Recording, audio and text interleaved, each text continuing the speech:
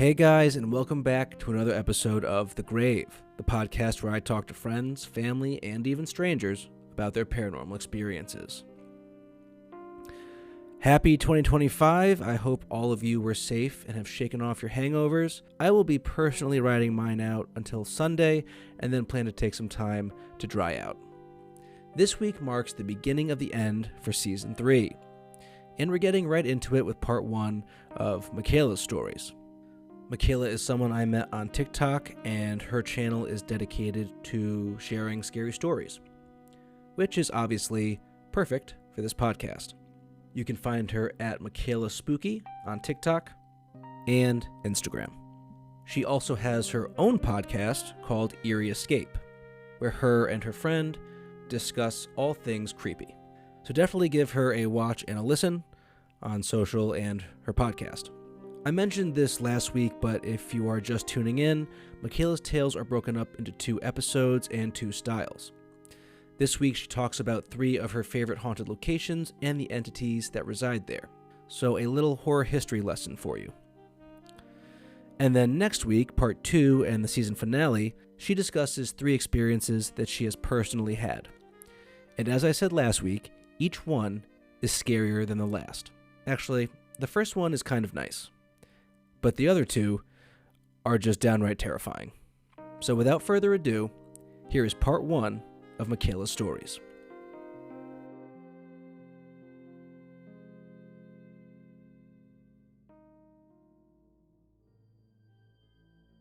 I did have one question for you before we launch into the stories, and it kind of pertains to your TikTok of why, I don't know, maybe it was a couple weeks ago or something, but in a recent video you made, basically someone asked if merely talking about the paranormal opens you up to it.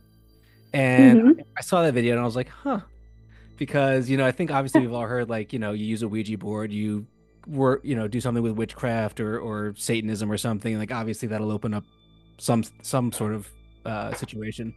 But Right. as far as, I've had personal experiences and I don't want to have any more unless I'm looking for it. So I was curious your perspective on that and if I'll get haunted just by talking to you. I don't know. Oh gosh, I would hope not. Oh my goodness. What are your thoughts on that? I think personally, I feel like it's just like anything, like if you give attention to it, if it's already there and you're giving attention to the paranormal in general, then you're opening yourself up to it. I don't think you'd be welcoming anything into your home, but it's kind of just like one of those things, if you don't openly make it known, like, hey, these are my boundaries, because the paranormal is weird, right? They just, like, things come and go constantly. And so truthfully, I don't think anything would happen. I have noticed, because of my podcast and the TikToks, that there has been like random stuff that pops in and out. But I don't think it's necessarily anything that's going to like stick around, if that makes sense. And that's what, after I watched that video of yours, I was thinking, I was like, I feel like, especially because you talk a lot about dead things. So Yeah. it's like, I Yeah. feel like there's a nice entry point for, something from the other side to maybe, weasel its way in, as opposed to talking about film, which, in itself is scary, but, cool. Yeah. I just want to get your sense on that. 'Cause after I watched it, I was like, oh no. I was like, Oh God, am I no. in trouble? No, God, no. I mean, Okay. I hope not. I mean, if something happens, I'm sorry, but I mean, we got to risk it for the biscuit sometimes. Yeah. right, exactly. Awesome. So yeah, I think we can, with that, just jump right in. I think we discussed what the Bell Witch, the Ancient Ram Inn, and then Charlesville Castle. Cool. Awesome. All right. So the Bell Witch. This all stemmed from a haunting that the Bell family dealt with. It is actually the first case in the history of the U.S. where a death was caused by a paranormal force. So it makes it pretty significant. Like historically documented, like they were like someone died from the paranormal. Yes. Wow. Okay. Yeah. It's insane. Yeah, that's wild. But essentially, it starts with the Bell family in Adams, Tennessee. The Bell Witch isn't just a tale of bumps in the night or fleeting shadows. It's a story about an entity so vengeful and so intelligent that it's been blamed for physical attacks, it's ruined lives, and obviously even a death, unfortunately. But the haunting began in the summer of 1817 when John Bell, who was a respected farmer, and his family moved to a 300-acre farm. John was out working around the farm when he noticed a giant black dog in the middle of their cornfield. And this dog, something was off with it. The way that its limbs were set, they were set at weird angles. It looked like it could be the size of a wolf, but it just sat in the middle of the field and stared at him. And essentially, he got the feeling that this dog was almost human-like. Obviously, this unsettled him, and so to scare it off, he fired his gun at it. When he did this, the dog ran off into the woods. He decided to go investigate it to see if he could find some tracks or something just in case the dog came back later. And when he did, and he walked over to the spot, he noticed there were no footprints and there was no signs of the dog sitting in the corn. It was like it had never been there at all. Was there any, did he know if he actually shot it? Like he actually hit it? Was there? No. So he shot at it close enough to it, but really just to scare it off. Scare it, because okay. He didn't want to kill it. Gotcha. This kind of kicked off these strange occurrences for the entire family, not just John Bell. And at first they started off as like subtle whispers coming from the edge of the woods that surrounded the home. And, you know, the family kind of chalked it up to, oh, it's probably the wind. But one night, two of the Bell children started to hear something gnawing at their bedpost. And so they thought that it might have been rats. And it continued through the night. And eventually one of them got up to see what was actually making the noise. And as soon as their feet hit the floor, the noise stopped. This would go on for several nights until eventually one night, after getting up to see what it was, the noise stopping, and then going back to sleep, they were awoken again by what sounded like somebody choking and gasping for air underneath their beds. And these are the young boys, by the way. They're probably like 10 and 12. Okay, so pretty disturbing stuff. Pretty terrifying. Yeah. They then started, to hear the noises more frequently, and it sounded as if somebody was physically eating the mattresses of the beds. And so the noises eventually grew louder, and then it turned into knocking on the walls, scratching coming from the floor, and then faint laughter echoing throughout the house. At this point, the family's thinking that a group of people from the town playing jokes on them, but eventually the children started seeing strange creatures near the house. All right. The massive black dogs. Okay, there we go. With glowing red eyes, and then birds so large that they seemed unnatural. And these would come and go at random times of the day. At this point, the family's like, okay, we can no longer dismiss it as, things playing with our minds or whatever. This is something supernatural. Yeah. The problem is the entity itself didn't just want to scare them, it wanted to control them. The Bell children, particularly the youngest child, Betsy, became one of its main targets. She was tormented night after night, her hair being pulled violently, invisible hands slapping her face, and left her body covered in bruises. She'd be getting jerked out of bed. And then the whispers at this point were still continuing, but they grew into an actual voice. It would sing hymns in a haunting off-key tone. It would recite Bible verses backwards. At this point, they realized that this isn't just a ghost, this is something more malevolent. They put two and two together, this was something more intelligent because it seemed to understand that what each one of them was afraid of, and it used that to its advantage. So eventually, at this point, they decide to tell their neighbors, right? Because they're like, we don't know what's going on and we need help. Night after night, each neighbor decided to, go to the Bell family farm and spend the night because none of them believed them. They thought they were just, full of it. Right. And every single one would go, and as soon as they would start hearing noises and scratching on the walls and all that, they would all just be so terrified that they couldn't even make it through the night. Up until this point, it seemed to target the whole family, Betsy being the youngest the most, but then it started to turn towards John Bell, the father. Which is interesting. And not usually the MO of ghosts, kind of. Usually right, exactly. Father alone, yeah. His health randomly started to deteriorate in inexplainable ways. So his throat would swell, making it hard for him to eat or speak. He would be talking to someone and his eyes would become glazed over, his jaw would freeze, and his face would twitch. And eventually it would get so bad to the point that he would be out doing something, this fit would happen, and he would randomly stop, walk to the house, go into his bedroom, sit and stare at the bedroom wall for hours. Like they couldn't get him to talk, they couldn't get him to look, they couldn't get him to speak. So more of like a trance situation? Correct. Got it. And Okay. this started happening so frequently that he couldn't get anything done. He was essentially bedridden.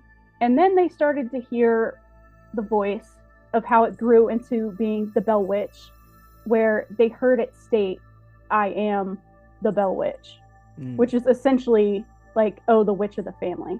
Okay. And it would mock him, call him Old Jack, and basically make promises to end his life. By the winter of 1820, the torment had pretty much reached its peak because John Bell was found deceased in his bed. His face was frozen in one of his trance-like faces. And what makes it interesting is he was going through these fits, but there wasn't anything else to really point to like, oh, he's going to pass away. You know, it was very unexpected. And they say that there was a strange vial of black liquid that was found near his body. They don't know where it came from.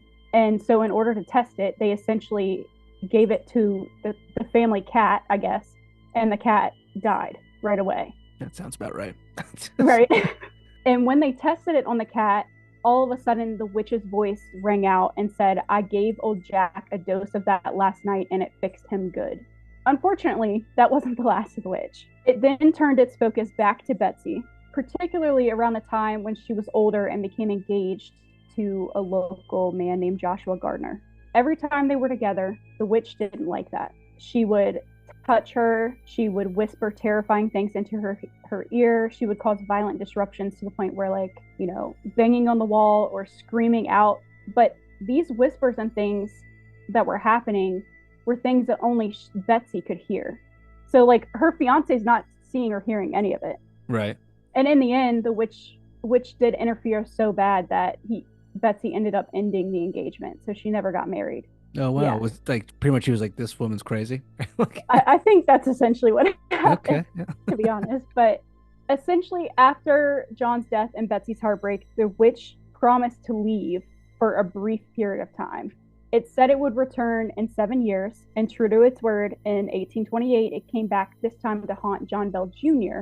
The entity engaged him in strange conversations about philosophy, religion, and the future, almost like it was like a scholar or a prophet, which is so weird, right? Sounds very demonic.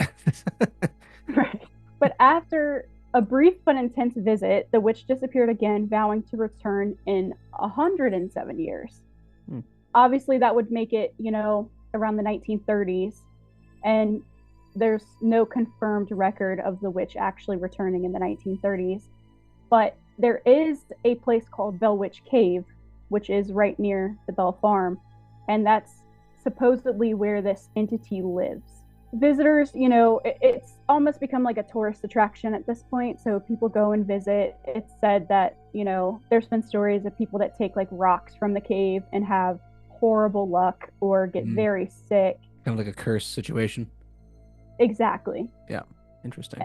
And so this story has just gone on and on and on throughout Adams, Tennessee. And it's funny because when I actually posted this video, I got a ton of DMs from people who live in Tennessee, not just Adams, Tennessee in general, that are like, oh yeah, my grandparents are all about the Bell Witch. They say it's not something that you should talk about. It's, you know. Oh, really?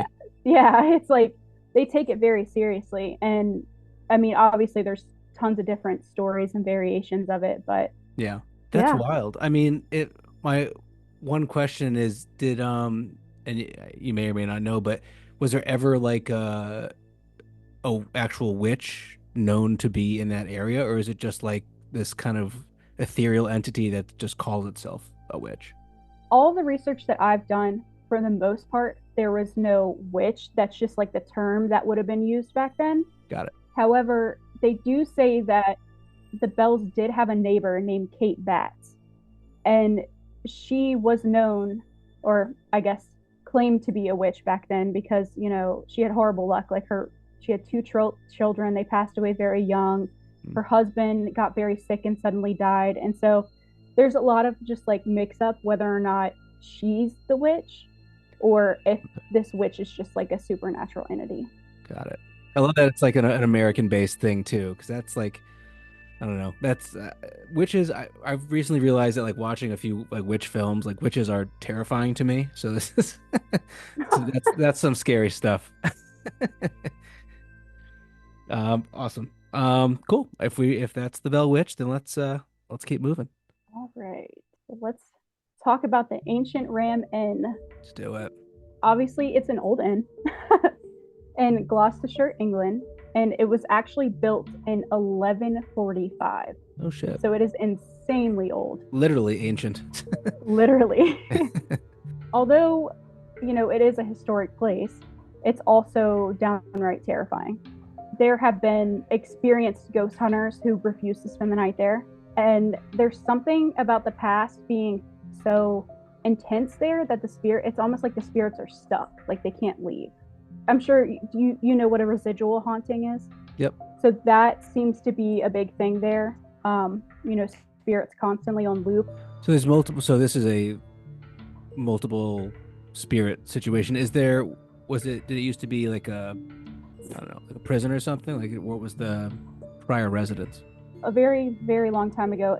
At one point, I believe a priest lived there, and it was kind of like, I don't want to say a convent, but something similar to that. Mm-hmm. And then it eventually got turned into an inn, and it's been an inn ever since. Okay. But where all of this dark stuff comes in is the fact that there were known pagan rituals that took place there before the building was even there. Okay. There were witch trials, so executions that have taken place there. Got it. The problem is there's so much stuff that has taken place in this one area that it kind of just builds upon itself. And the fact that it's actually on a ley line. Could you explain what a ley line is? Yes. Essentially, what a ley line is, a cross section that leads to like different, I guess, like historical places. So like Stonehenge, for example, is actually connected to the ancient Ram Inn, but it essentially amplifies paranormal energy. So the electromagnetic field is higher in these areas. Got it. Okay. So like if you were to like to draw a line from Stonehenge to this place, it would right line right up. Mm-hmm. Okay. Got it. So it's all connected. Everything's connected. So let's dive a little bit into the spirits that are there, which kind of explains why this place is so terrifying. The most famous spirit is actually a woman who was accused of witchcraft in the 1500s. Love that. More witches. Yeah. And unfortunately, she wasn't actually a witch. Seems to be the case for most of those. Correct. And so she basically sought refuge in the inn, trying to get away because all of the villagers in the town were trying to hunt her down.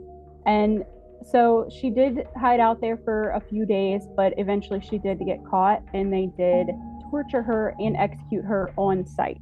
So it's said that her ghost actually haunts the very room that she was captured in. And she is one of those residual spirits that seems to be stuck in a loop, basically. So, you've guests who've stayed there have had like an uneasy feeling. The air will turn freezing cold in random spots, and people often hear soft whispers as if somebody's like begging for their life. Oh, geez. But no like visuals of like an apparition or anything? There has been claims if they take pictures, I guess, but no actual eyewitness. Eyewitness accounts. Got it.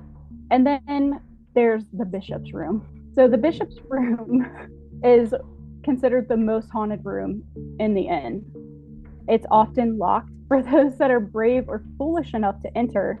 It's definitely an experience that they'll never forget. The room is filled with shadow figures, and these shadow figures aren't your normal, peek around corners, kind of watching you type thing. They actually morph into different shapes. Oh, okay. Yeah. Then you get the ones that will just like vanish as soon as you look at them. Yep. People have heard knocks on the doors, knocks on the walls, muffled screams as if they're coming from within the walls. And it's almost like you get that feeling that something bad is going to happen. The thing that people say the most is that the air in the room itself feels suffocating. Like it physically feels like something is pressing down on you. You know, obviously the feelings of being watched because of the shadow figures, but it's almost as if something aggressive is in the room that is waiting to attack you at the right moment. Is there any reason for like that oppressive, more sinister nature to that room? Like obviously the other room had the woman who stayed there. Is there a dark reason for that one feeling that way? Honestly, no. They don't have really have an explanation for it. Most people think, I guess, because of the layout of the inn, whatever occurred maybe on the land around that certain spot is what Got makes it. it so bad. It's one of those things that has like stumped people for centuries. They go there to visit and they're just like, they can't figure out why this Mm. one room is so terrifying. And I will say the previous owner did actually pass away at the end.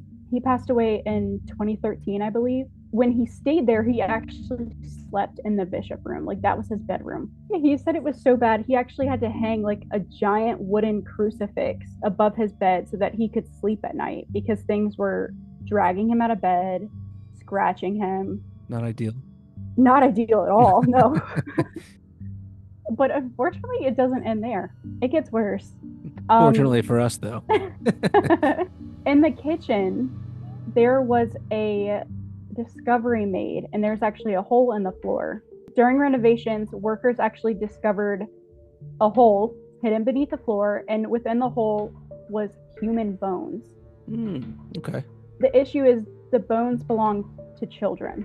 It's believed that they were victims of pagan rituals. Yeah. There are a lot of accounts from people that believe that, you know, these children were thrown into the hole alive. They say, you know, when you're in the inn late at night and you have all these investigators and doing their investigations, you hear children screaming for help Ugh. coming from the hole.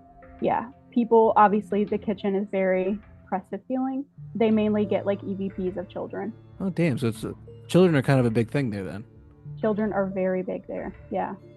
I wonder, do you have any reason or know the reason why they threw them in alive? Was it because like they were like, I don't know, something wrong with them or just I don't know exactly for the ancient Rim Inn, but I have read stuff on different places where they will have like a sacrificial hole that they throw people in. So I'm assuming that's what that was. okay. But they say that like once they uncovered this one hole, I guess they did some type of like ground penetrating radar. There's like other bones, but they don't want to dig them back up because ever since they opened the one hole up, it's just made it worse. Right. Cause some Um, issues. yeah, so they have like a little memorial thing there in the kitchen that you can see, but like It's not doing very much. obviously not. They're still trapped, Yeah. unfortunately. Shadow figures are a big thing here, obviously. The bishop's room being one of them, but they are all over the house and the property itself. So people will see them in their peripheral vision. They hear footsteps in, you know, empty rooms, and most of the time they're like peeking around corners. The thing is about shadow figures, a lot of these haunted places, usually you find them in places, you know, like asylums. And I guess in cases like this, you would find them here too because of all the tragedy that took place. Mm. But it's usually not as many. Like, usually certain haunted places, just like a few, you know, like, oh, there's a shadow figure on floor 4 or like whatever. Right. Um, in this case, they're everywhere. Like, if you want to go somewhere and investigate somewhere where you're going to catch something like a picture of a shadow figure or you're going to see it with your eyes, it's going to be the ancient Ramen. Just because they're so numerous. Yeah, I mean, they're everywhere. And I guess it's because of the ley lines and with the veil being so thin in this one place that it's just easier for them to manifest that way. Mm. But then again, there's also a theory that shadow figures are actually just ghosts that have been forgotten. Oh my Like, God. Okay. So I didn't want to interrupt you, but so have you ever watched the show Supernatural? yes, I love Supernatural. Oh, you're my girl. Yeah. So when my first daughter was born, I literally during like paternity leave just watched all like 17 seasons, and you know how like when I forget what the older dude's name is, he dies and he becomes a ghost, right? They're like the bearded guy. Um, Yes. I'm forgetting his name, but I really feel like they nailed it where it's like shadow figures are basically just like ghosts that have just kind of they basically lose their humanity. So they just become these Yeah. like they lose the human features and just become these like shadows. Um, Hmm. I really feel like that's like a really not that he was turning into a shadow figure, but like you saw him becoming he wasn't himself anymore. So I Right. feel like that's really to me like what shadow figures are. They're just the to your point like the remnants of a person that's just no longer has no humanity at all anymore. And it's weird because that's like Haunting of Bly Manor. I'm sure you've seen that. Oh yeah. So yeah, Yep. so similar to that, where they lose all their features and things like that. So I that is my theory, at least. There's like progressions. Like it eventually, you see a spirit and it has no facial features or like whatever. It gets to that stage and eventually becomes a shadow figure. But I genuinely think that's why there's so many, just because there's so much stuff on top of stuff on top of stuff here. Right. So many people died, but also like there's no resolution for their deaths, so they're all just kind of trapped there. But they've been there for so long that that's what they've become. Exactly. Thanks for humoring me. We can. Is there more about the Ram In? Or um did I throw us too off track? a little bit. Yeah, there's a little bit. Okay, so closing thoughts. Okay, so again, the owner passed away, and a lot of people think that when he passed, it wasn't from old age. They Mm. think it was some type of connection to this place. And I will say, he, when he purchased the inn, he bought it, forever ago. He and his family actually lived there, and it got so bad to the point where his family left, and he had like no contact with his family. Oh So wow. he almost became obsessed with it. And a lot of people think that whatever dark energies are there, because at this point it's more than one, Mm. they're trapping whatever is there, whatever happens to pass away there, and people have caught EVPs of the previous owner. So it's just like a retention center for souls at this point. Yeah, and I think it has to do with the ley lines, Mm. personally, but nobody really knows It's the like its truth. own little purgatory or something. It is Yeah, it feels like that. terrible. So let's talk about Charleville Castle. Charleville Castle is located in County Offaly, Ireland. It was built in 1798, and back then it was essentially a castle that was built as a symbol of like wealth and power, as were most castles. Over the years, though, it's become more infamous for something else entirely, and that is the darkness that seems to cling to it, the restless spirits, and the overwhelming sense of being watched at all times. For some, they would consider Charleville a historical treasure, but for others, it's another one of those places where the past just refuses to let go. It was built by Charles William Bury, who was the first Earl of Charleville, and it was again originally intended to be a showcase of his wealth and power. However, the land that it was built on wasn't exactly peaceful. It's said that the castle stands on sacred ground that was once used by ancient Druids for burial rituals and ceremonies. Always the case. The spirits of the past may have been disturbed when the castle was erected, and which obviously set the stage for all the eerie events that now happen. But not long after the castle was completed, strange occurrences started happening. And at first it was subtle, whispers in the air, footsteps in empty halls, but it soon got to the point where it was impossible to ignore. Basically, the land's energy seemed to seep into the walls of Charleville, and it transformed it from a lovely home to a place of dread, sorrow, and terror. And the spirits who linger there are not peaceful. They're trapped in the past and they don't want to be forgotten, so they're very active. Mm. Just trying to like make people like remember them or like know they're there type of thing. Correct. Yeah, just Okay. to get attention. Got it. The most tragic and well-known spirit at Charleville is that of Harriet Bury, who was the 8-year-old daughter of the third Earl of Charleville. So in the 19th century, Harriet's life ended abruptly when she fell from the castle's grand staircase. Some say it was an accident. Others think that foul play was involved, but either way, her death was violent and very sudden. Mm. And unfortunately, her spirit never found peace. Visitors often report seeing her ghost near the stairs. most of the time appearing as a small, sad figure in old-fashioned clothing. So people are seeing her. They hear a child's laughter echo through the halls, only obviously to turn around and find that there's nobody there. And at night, you can hear the sound of small feet running up and down the hallways. Oh, that's so scary. Her presence is actually more than just her ghostly form. People have actually felt a tiny hand grab theirs when they're walking down the stairs. Oh. Or they see her figure like dart out of the corner of their eyes. And it seems that Harriet's spirit is very playful. She's not there to scare. She just is living her life as a little ghost child. Just being a kid. Yeah. That's so sad. However, Harriet's spirit is not the only one. Down in the basement, there is a much darker, more malevolent presence. It's always in the basement. It really is in the basement every time. So people say, obviously it is a basement, but the air down in the basement is unnaturally cold. So colder than you would expect. Yeah. And many people who have ventured into the cellar speak of a heavy sense of dread, as if something is watching them from the dark. Even paranormal investigators get a sense of unease when they enter this part of the castle. It doesn't matter who it is, it doesn't matter how experienced they are. Everybody always talks about how just unnerving it feels. Any reason why that might be? Some terrible thing happened down there? Or...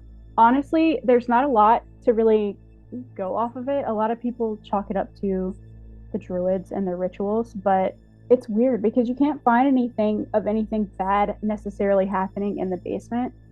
But to your point, just like the land itself might just... I think because it's so... Some bad land. Very. The worst kind.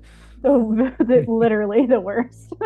But according to local legend, going back to the rituals, the ones that were performed there may have awakened something dark and something powerful or something vengeful. Most of the time when you hear about places like this who have had druidic rituals, a lot of the time they talk about elementals. Okay. Which seems to be a big thing, since the druids were so connected with nature.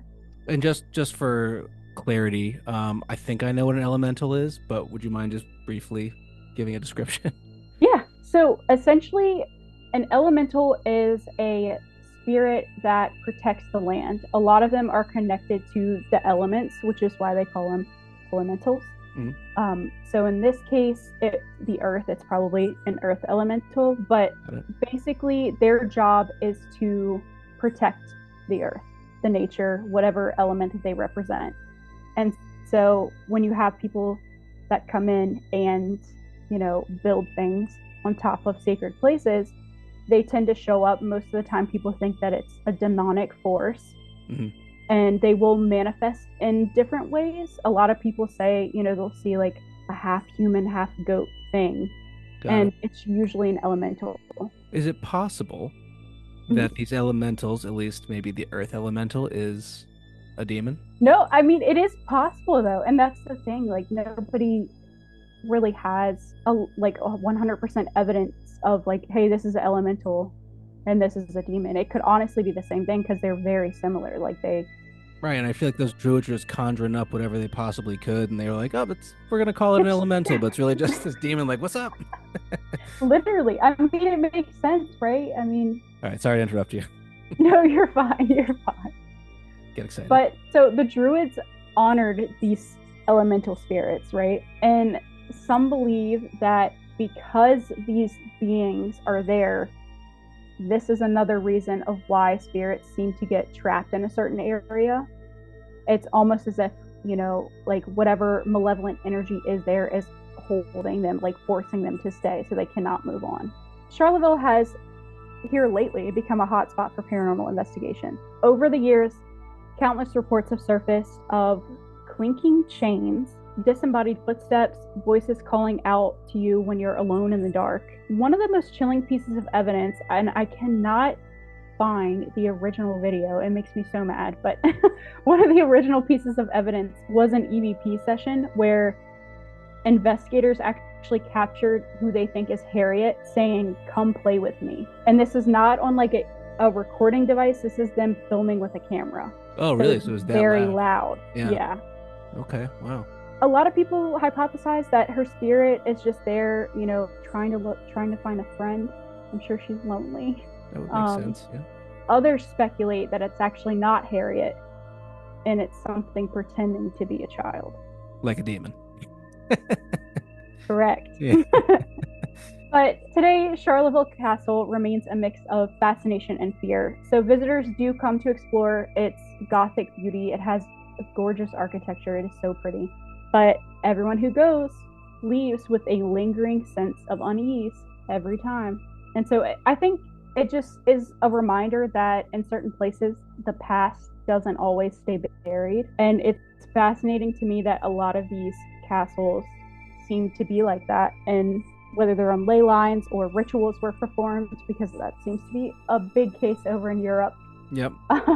Yeah, I mean, I feel like, to your point, it's especially the case in Europe because everything's just so old over there. And there's so much history, whether it's in the building that is constructed there or something that happened on the land before that. So there's so much that goes into those locations. I have a whole list of haunted places over in Europe that I want to go to, and it would take me years to accomplish, but I'm going to get there one day. Yeah, I mean, at least you have plenty of fodder to talk about. Yeah, they're spoiled for choice over in Europe as far as ghosts go. It's pick your place. They really are.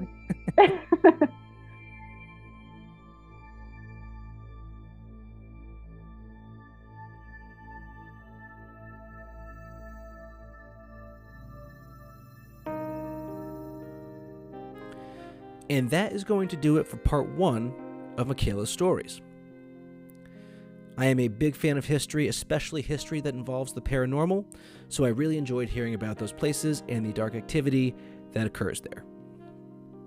However, if history isn't your thing, then I can tell you that next week, on our season finale, we are heading right back to some haunted houses with Makala's own experiences.